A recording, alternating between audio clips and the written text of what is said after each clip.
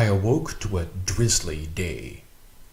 It was clear there would be no terrace time, so I hopped on the bus and rode into Como, where a bit of rain would not diminish my enjoyment walking around town.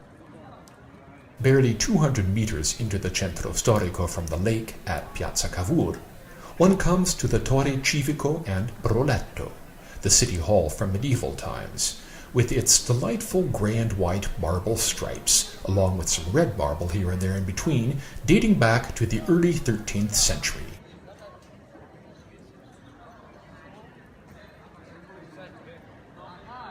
Right next to it is the Duomo, which was built in the second half of the 15th century and has one of the great late Gothic facades in northern Italy.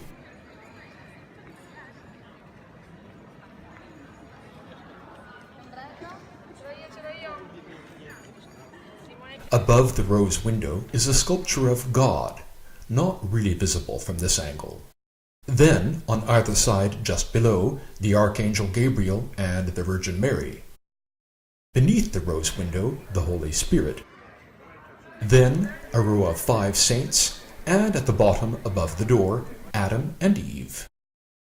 Among many other spectacular details, I particularly love the stonework of the columns by the main entrance, which continue into the arch above it.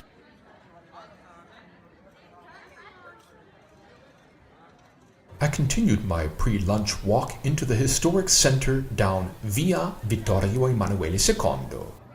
To the left of this shop advertising late summer sales is the Porta del Drago, or Dragon's Door, at the back of the Basilica of San Fedele, right next to the apse with its distinctive loggia at the top.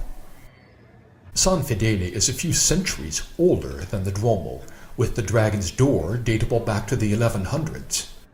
The facade, also from that era, was completely refurbished at the beginning of the 20th century.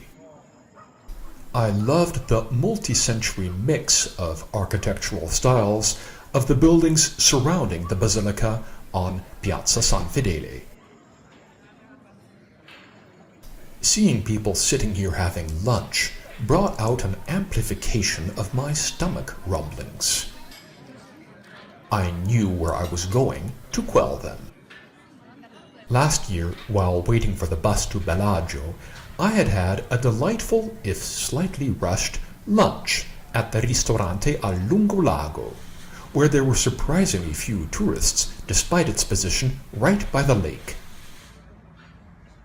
I remembered a way above average insalata mista, including mandolin fennel slices and an olive oil from Lendo from the central area of Lake Como.